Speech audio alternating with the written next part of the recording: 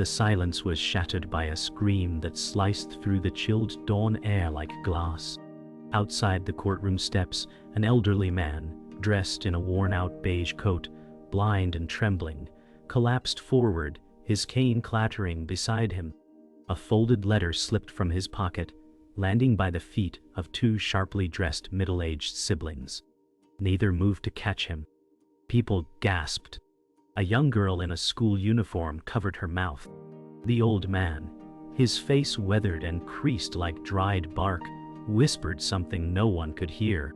The siblings stared at him, cold, unfamiliar, as if trying to remember a name they'd once buried. One finally said, "Is that him?" The other muttered, "He looks smaller than I imagined." A paramedic knelt by the man's side, checking for a pulse. The siblings didn't step closer. Their shoes stayed dry. His letter remained unopened. Somewhere in the distance, a bell tolled, and with it, decades of pain came crashing into the present.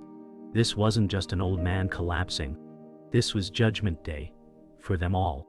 He hadn't seen their faces in over 30 years, but he'd memorized them like scripture. Back then, they were small enough to lift in each arm, their laughter ringing in his ears. Now their silence echoed louder. His name hadn't been spoken in their homes in decades. Not as a father, not as a man, just a ghost with a past no one wanted to claim. Lying on the cold stone, he wondered if this was how it ended for men like him, forgotten, scorned, alone in the very city he once called home. The paramedic whispered, "Can you hear me, sir?" The man opened his lips, but no sound came. Only memory. What? And memory had claws. In his chest, pain bloomed.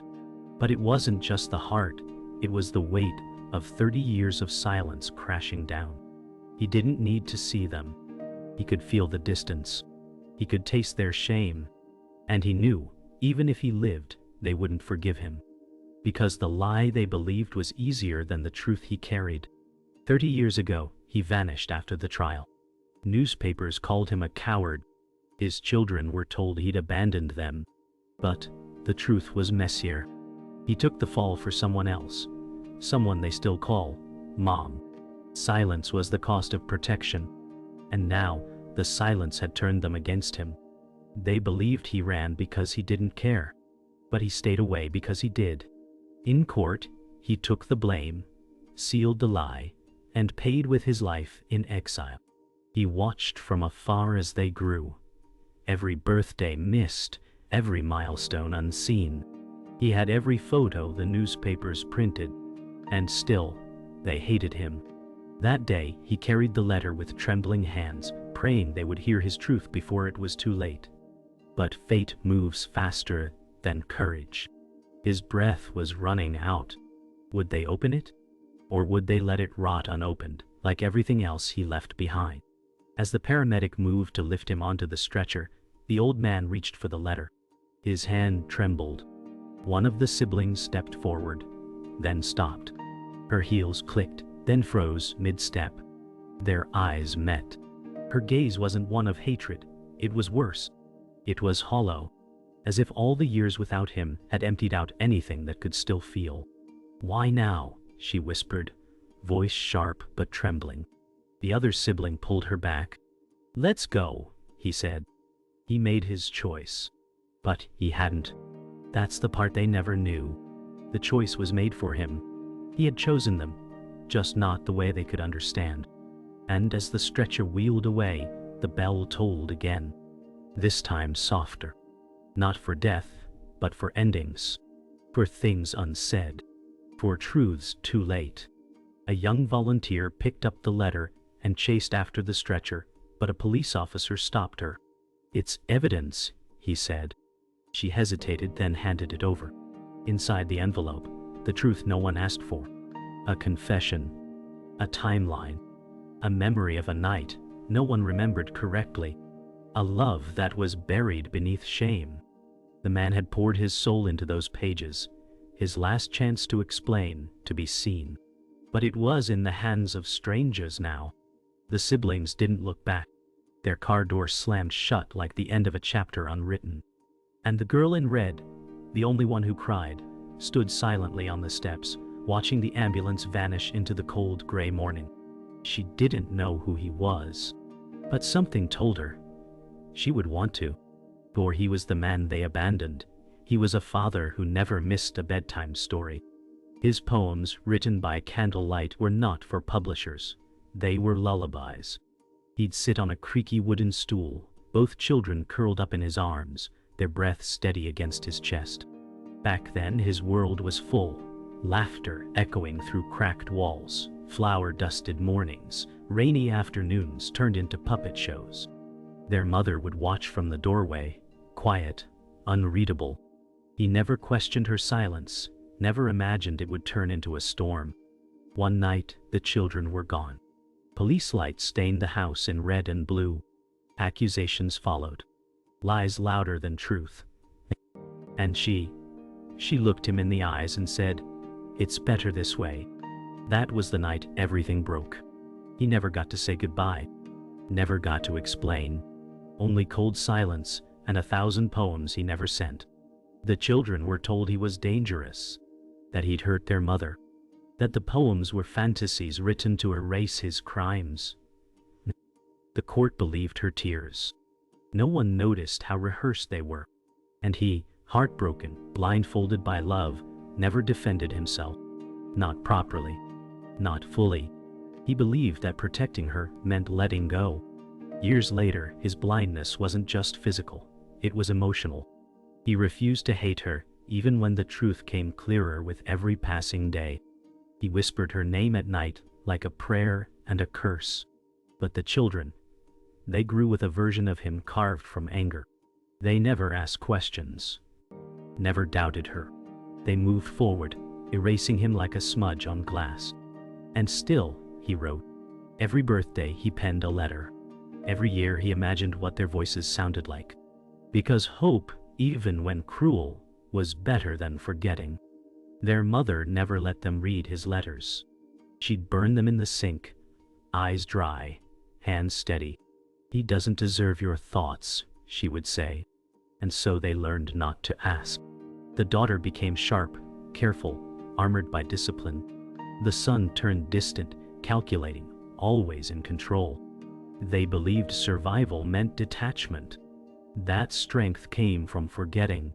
But forgetting isn't healing, it's numbing. And numbness has a cost.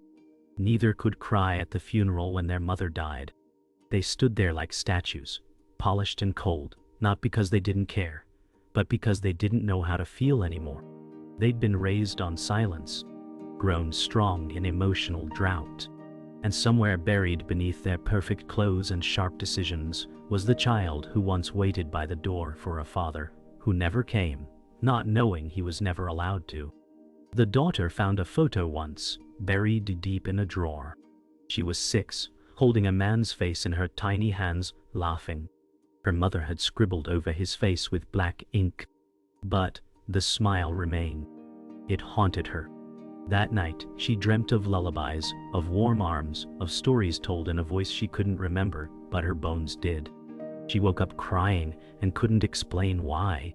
The son once found a page, one of the poems, tucked in a library book. It ended with, "Even if you forget me, I'll still leave words behind for you to trip over." He tore it up, told himself it was nothing. But that line stuck. That was the seed. The quiet, persistent crack in the foundation. They didn't talk about it, but both began to wonder. Not loudly, just enough to ache, just enough to notice that something was missing, and had been for a very long time. Sometimes pain isn't loud, it's inherited, passed down like eye color or superstition. Neither sibling knew how to love gently. They approached relationships like they expected betrayal, like they knew love would leave. And it always did. The daughter stayed single, calling it freedom. The son married, then divorced, and never told anyone why. Inside they carried questions that never got answers. Wounds dressed up as ambition. Loneliness disguised as pride. And underneath all of it, a faint, unbearable longing for a version of their father that might never have existed, or maybe did. That letter, now locked in a police file, held more than facts. It held the last heartbeat of a man who never stopped trying to love them, even in silence. But would they ever know? Would they ever read it? Or would the truth remain trapped, just like the man who wrote it, blind, but seeing far more than anyone else ever dared? The hospital lights were sterile, humming faintly above the old man's still body. Machines beeped steadily, but it was the silence that filled the room like a storm. He couldn't speak, not anymore. The doctors said he might not wake up again. But inside his mind, memories looped like film reels, moments he wished he could change. He saw her face the day she turned cold.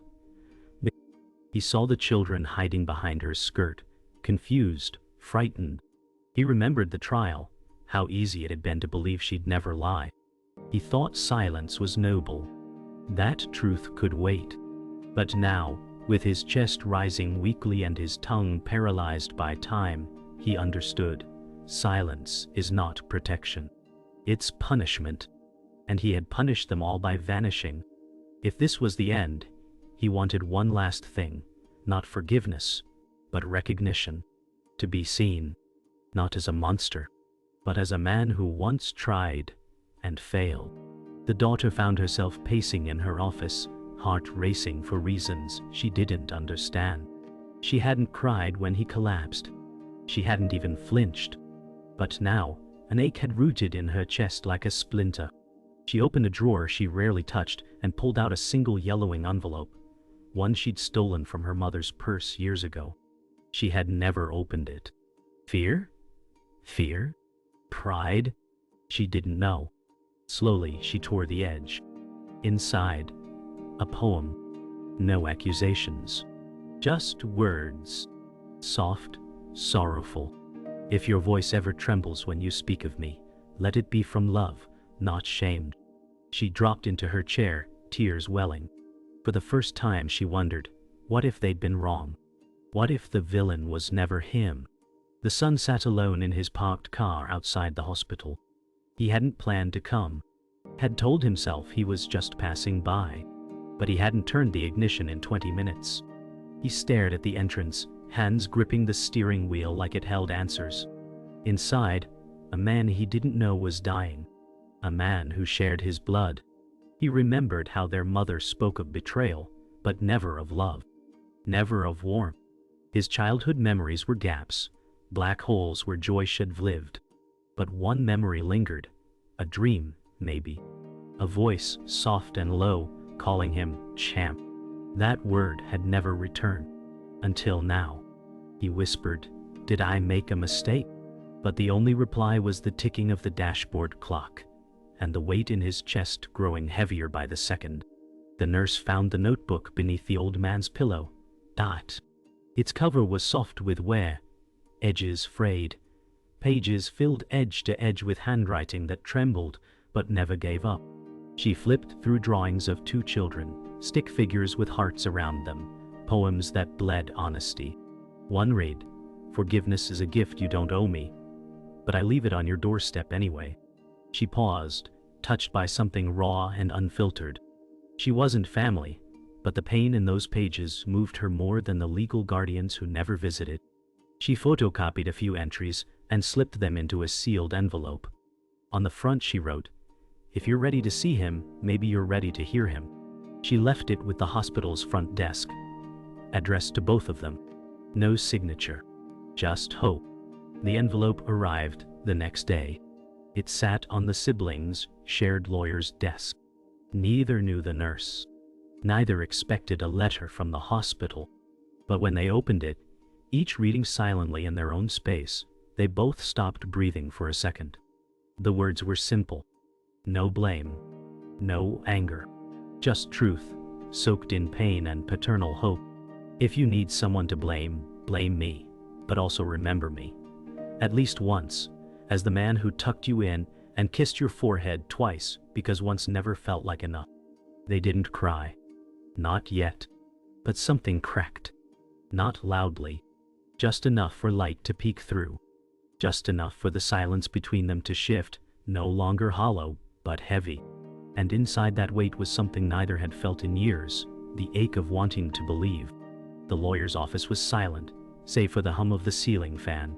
The siblings sat across from him, their eyes fixed on a manila folder he laid between them. "There's something you should see," he said. Inside were scanned documents, court transcripts, sealed testimonies, and a handwritten confession. Their mother's, dated 2 years after the trial. The statement had never been submitted. She admitted she'd lied, that she'd fabricated the story out of revenge for a betrayal that never happened. "He never hurt me," the confession read. "But I needed him gone," the daughter gasped. The son stared blankly, fingers twitching. Years of judgment, of bitterness, of silence, built on a falsehood, a lie they were raised to protect. And now, that lie was in ink, black, and final.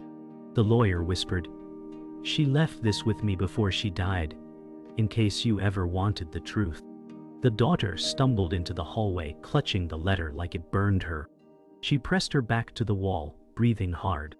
Everything she believed, every story told to her as gospel, was suddenly ash. "She lied," she whispered, as if saying it aloud would make it real.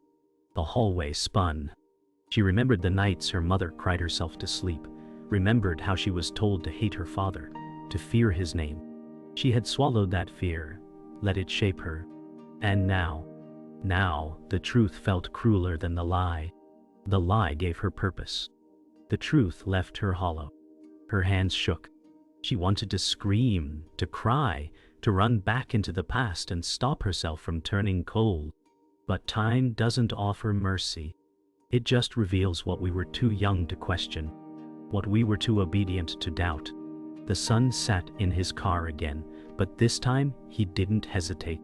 He opened the glove compartment and pulled out a photo he'd kept hidden for years, one with all 4 of them smiling. A rare day. A forgotten picnic. His father had one arm around him, the other around his sister. Their mother was behind the camera. He studied that face, the one he was told to forget. The face of a man who looked tired but proud. He saw no danger there. Only love. Misplaced maybe, but real. And in that moment, something in him cracked, not violently, but cleanly, like ice melting under sunlight. He whispered, "I didn't know. I didn't know." And for the first time in decades, he let himself feel what he'd been trained to suppress. Grief not for what was done, but for what was lost. She returned to the childhood home that evening, the house now empty and still. Dust coated the mantel, the rooms smelled of memory. In a box in her mother's closet beneath old scarves she found it, a journal. Not her mother's, but her father's. Stolen, hidden. Page after page of poetry. Not bitter, not broken, just aching. Desperate to love them from a distance. Each birthday, he wrote a letter.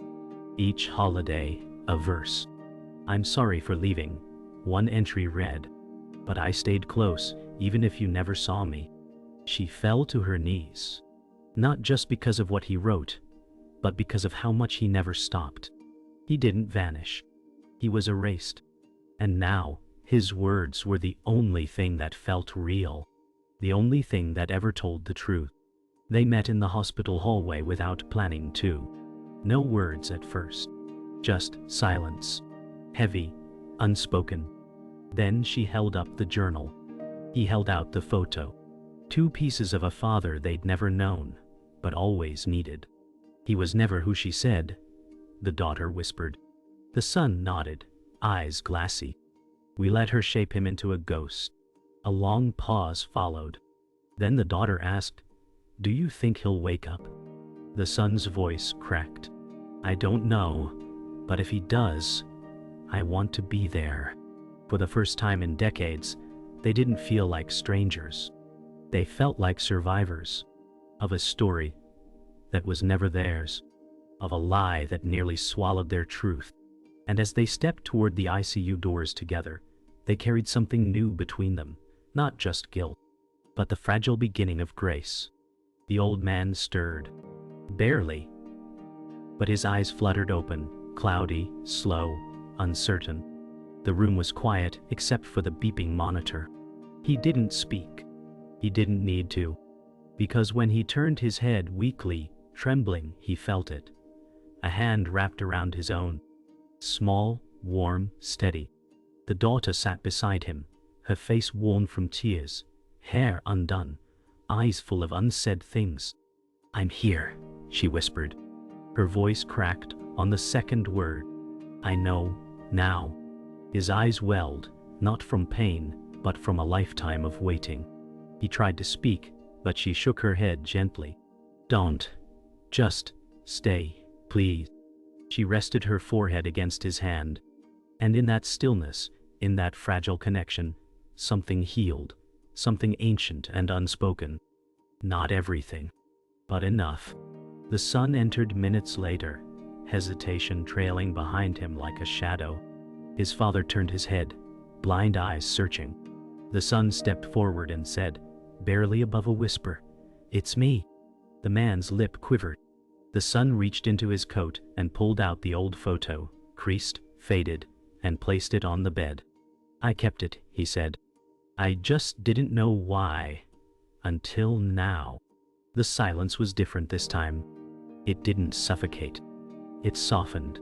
The son pulled a chair beside his sister. Sat down. For a moment, neither of them spoke. They simply breathed. 3 hearts beating, finally in rhythm. The son looked at the machine, then at the man lying in front of him. "We want to hear it now," he said. "Your side, if you're still willing." The father tried to smile. It wasn't strong, but it was real. Later that evening, with the room dimly lit and quiet, the father began to speak. Slowly, brokenly, but with the clarity of someone who had carried the truth too long. He told them everything. The fight. The lie. The silence. "I thought leaving would protect you," he said. "I didn't know it would destroy you." The siblings listened without interrupting. Tears slid silently. He didn't plead for forgiveness. He just gave them the truth, raw and unembellished. "Your mother. I loved her, even when she stopped loving me." When he finished, he leaned back, exhausted. The daughter reached for his hand again. The son nodded solemnly. No dramatic declarations. Just presence. Just the shared burden of truth finally spoken. And in that fragile silence something shifted. A reckoning complete. The storm for once had passed. The next morning, the daughter returned alone. In her hands, the journal. She placed it on his lap, open to a page she had memorized the night before. "This one," she said. "You wrote this for me, didn't you?" He smiled faintly. "You were 6, he whispered. "You asked me if the stars miss each other when the sun comes out." She covered her mouth, a choked laugh breaking into a sob. "I remember." The page read, "If you grow up wondering why your heart feels heavy when it rains, it's because mine always did too." She didn't say the words "I forgive you." She didn't have to. Her presence was louder than forgiveness. She leaned forward, kissed his forehead gently and said, "I think we remember now. The real you." And that was enough for him to close his eyes and sleep without fear. The son stayed behind that night. The nurse offered to turn off the lights, but he asked her to leave one on. Just one. He sat by the window with the journal now in his hands, reading softly as his father slept. Not every page was pretty. Some were messy, some angry, but all of them were honest. He paused on one that said, "I lost everything the day I lost my name in your hearts. But I kept writing, in case you ever came looking." The son looked at his father, the man he now saw, not as a villain, not as a hero, but as a man. Flawed, broken, trying, just like himself. He closed the journal and whispered, "We came, late, but we came." Then he turned off the last light and let the room rest in quiet peace. For the first time, silence didn't feel cruel. It felt like grace. Weeks passed. The old man recovered slowly, his strength returning not with medicine alone, but with company. Each day, one of them came. Sometimes with silence, sometimes with questions, but always with presence. He didn't push. He didn't preach. He listened. And when he spoke, it was soft, honest, never trying to rewrite the past. "I don't expect you to forget," he told them once, "only to remember fully." The siblings started to talk, not just to him, but to each other. Shared memories returned like fragments of a lost song. A park, a burnt pie, a birthday where it rained and they danced anyway. Small things, but precious. They laughed, not to erase the pain, but to survive it. And for the first time in years, their hearts no longer carried the weight of someone else's story. They were writing their own now. They took him home. Not to the old house, they sold that, but to a small place near the coast. Modest, warm, filled with light. The daughter brought framed photos. The son installed shelves for his books. A room with sea breeze and quiet was all Head ever wanted. He sat most mornings on the porch, blank pages in his lap, wind teasing his thinning hair. And every so often they'd join him. No fanfare. No need for big words. Just the calm of knowing they weren't strangers anymore. Sometimes healing doesn't come with dramatic gestures. Sometimes it's a cup of tea placed silently beside you. A shoulder leaned on without asking. A presence that says, "I'm still here." And slowly, where grief had lived for years, peace began to move in. He began to write again. Not poems this time, but memories. Letters addressed not just to his children, but to himself. Pages of self-forgiveness. "I was afraid," one entry read. "Afraid I wasn't enough to stay, and too broken to fight for what mattered." The act of writing no longer felt like mourning. It felt like planting seeds of something new. He didn't know if they would bloom in his lifetime. That didn't matter. What mattered was the soil had been cleared, and every word was now rooted in truth. One evening he asked his daughter, "Do you still feel sad?" She paused and said, "Yes, but now I know where the sadness comes from." He smiled gently. "That's when it starts to leave," he replied. "When it finally has a name." The son started bringing his own son around. A boy of 8 with curious eyes and too many questions. The old man would sit with him for hours, telling stories, not always true, but always meaningful. "He tells stories like magic," the boy said once. "Even the sad ones make me feel brave." And in that, the old man saw the full circle. Pain hadn't ended with him, it had echoed through generations. But so could healing. So could honesty. One day the boy asked, "Were you always a grandpa?" He chuckled. "No, little one. First I had to be a man who broke, then tried to build again." The boy didn't understand completely, but he nodded, as children do, and hugged him anyway. And in that embrace, the old man felt something he thought he'd lost long ago, worth. He never asked them to call him Dad again. But one day they did, without warning, without fanfare. The daughter said it first, quietly, casually, as if it had always been true. And the son followed soon after, calling out, "Dad, want some tea?" He blinked, stunned, as if hearing a language he had once spoken and forgotten. That night, he sat alone in his chair, hands folded on his lap, listening to the sea outside. And he smiled. Not because he had been forgiven, though maybe he had, but because they finally saw him. Not the version someone painted. Not the ghost they'd feared. Just him. And in that still moment, with moonlight pouring through the window and soft laughter echoing from the other room, he finally felt what he'd longed for all his life. Home. He began his mornings quietly now, TA in hand, listening to the world awaken. No rush. No deadlines. Just breath and memory. The waves outside whispered like old friends.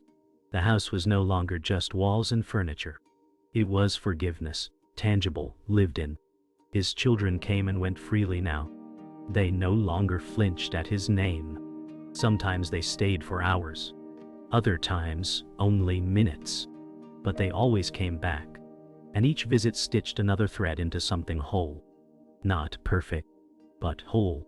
One morning, as the gulls cried overhead, he whispered aloud, "It's strange. The older you get, the more silence becomes a language." And he meant it. Because some truths don't need to be spoken anymore. They just exist. Like light at dawn.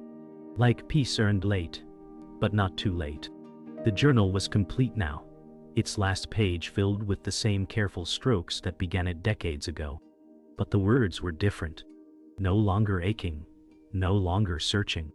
They were soft, clear, final. If one day you feel a sadness that doesn't belong to you, check your roots. Some sorrows are inherited, but so is love.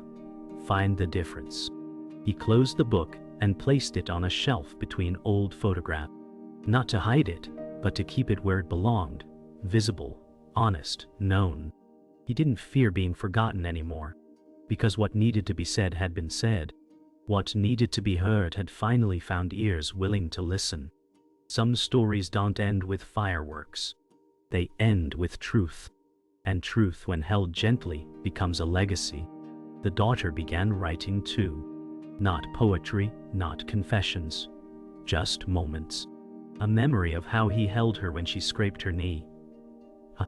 A story he told about stars and old gods.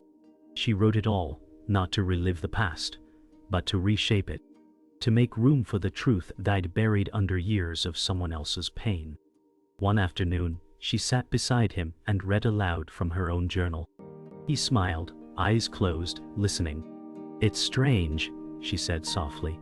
"I used to be so afraid of becoming you." He chuckled. "And now?" She smiled. "Now I hope I have your strength, just without the silence."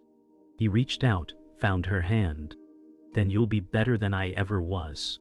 And for once, she believed him. The son stood with his own boy at the shoreline, skipping stones across the tide. "Did your dad teach you that?" the boy asked. The man hesitated, then said, "No, but he taught me something better." The boy looked up, curious. "What's that?" The father smiled, watching the waves roll in. "That sadness doesn't mean you're broken. It means you felt something real."